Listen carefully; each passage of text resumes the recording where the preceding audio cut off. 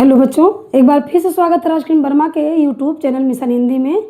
उम्मीद करती हूँ आप लोग ठीक होंगे, स्वस्थ होंगे। तो चलिए बढ़ते हैं अपने टॉपिक की तरफ। आज हम आप लोगों को ऐसा चीज़ बताएंगे जो आपकी परीक्षा में बार बार पूछे जाते हैं। ठीक है, टेट का पेपर हो चाहे सीटेट का पेपर हो, जो भी हिंदी से रिलेटेड रहेगा, टेट सीटेट में तो पक्का ये आते हैं और टेट में खासकर ये आते हैं। ठीक है, तो देख लीजिए आज आप लोगों को क्या बताएंगे। इसमें से कभी ना कभी एक नंबर का क्वेश्चन पूछा जाता है आपसे। ठीक है, तो ये आप जान जाएंगे, अगर एक बार पढ़ लेंगे तो तुरंत ही जान जाएंगे कि क्या चीज़ हम आप लोगों को बताएंगे। आज आप लोगों को बताएंगे हिंदी का संक्षिप्त जो बोली बोला जाता है।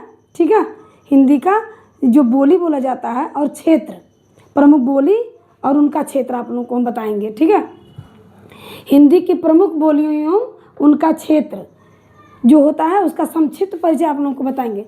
तो देख लीजिए, कौरवी या खड़ी बोली, कौरवी या खड़ी बोली, इसका केंद्र कहाँ है? केंद्र कहाँ है? कुरुक्षेत्र में।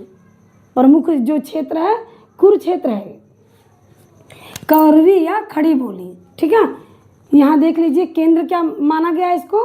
कुरु जनपद, मेरठ दिल्ली के आसपास में बोला जाता है कौन भाषा?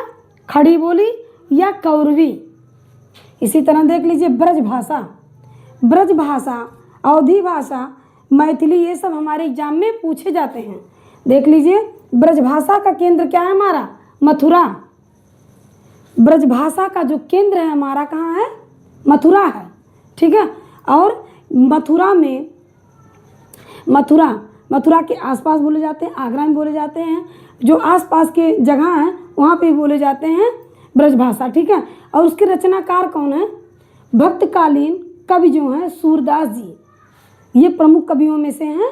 और ये जो है ब्रज भाषा में ही सभी अपने काव्यों को इन्होंने वर्णित किया है। ठीक है, जितनी भी इनकी रचनाएं हैं वो किस भाषा में है? ब्रज भाषा में है। मतलब समझ लीजिए ब्रज भाषा के प्रमुख कवि हैं ये और रचनाकार भी यही हैं। ठीक है, इनके अलावा भी समझ लीजिए नाभा नंददास, मतलब ये भी है किस में आते हैं? ब्रज भाषा के मतलब जो केंद्र है उसके अंतर्गत रचनाकारों में आते हैं नंददास भी। ठीक है, और ये समझ जाइए कि ब्रज भाषा का जो केंद्र है, ये पूछा जाता है कि ब्रज भाषा का केंद्र क्या होता है, अवधी का केंद्र क्या होता है, भोजपुरी का केंद्र क्या होता है, मैथिली का केंद्र क्या है, या ये सब समझ लीजिए पूछा जाता है आपके एग्जाम में। तो आज आप लोगों को बता रहे हैं ये चीज़। ठीक है, अगर अवधी कहा गया तो तुरंत बताइएगा कि अवधी का केंद्र क्या है? अयोध्या या अवध। इनके प्रमुख कवि कौन है? तुलसीदास जी। ठीक है, अवधी के प्रमुख कवि कौन माने गए हैं? तुलसीदास जी। अवधी भाषा जो हमारा है उसके प्रमुख कवि कौन है? कवि तुलसीदास जी हैं। और ब्रज भाषा के कौन है? सूरदास जी हैं प्रमुख कवि। ठीक है, भक्तकालीन के हैं ये। अब देख लीजिए रचनाकार में कौन है? अवधी के रचनाकार कौन है? सूफी कवि। सूफी कवियों में कौन कौन है? मुल्ला दाऊद, जायसी, कुतुबुन और उस्मान। ये सभी कवि जो हमारे किस में आ रहे हैं? अवधी जो है रचनाकार में आते हैं। ठीक है, ये कौन है रचनाकारों में? सूफी कवि मुल्ला दाऊद, जायसी, कुतुबुन और उस्मान, ये सभी हमारे आते हैं। ठीक है, इसी तरह देख लीजिए भोजपुरी। भोजपुरी का केंद्र क्या है?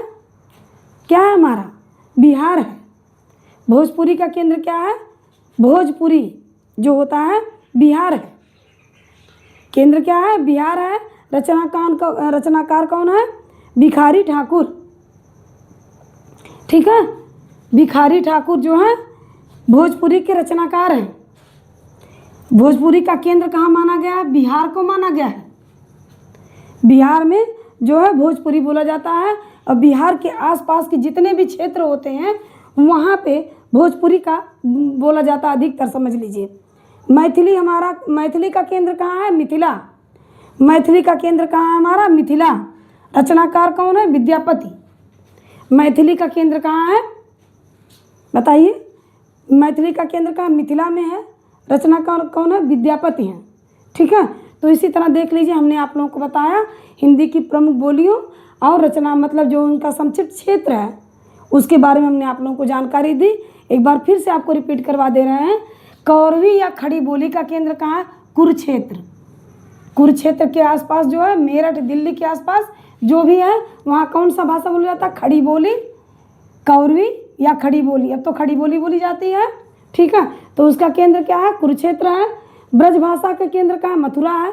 रचनाकार कौन है? भक्तकालीन प्रमुख कवि जो हैं सूरदास जी, इसके रचनाकार हैं।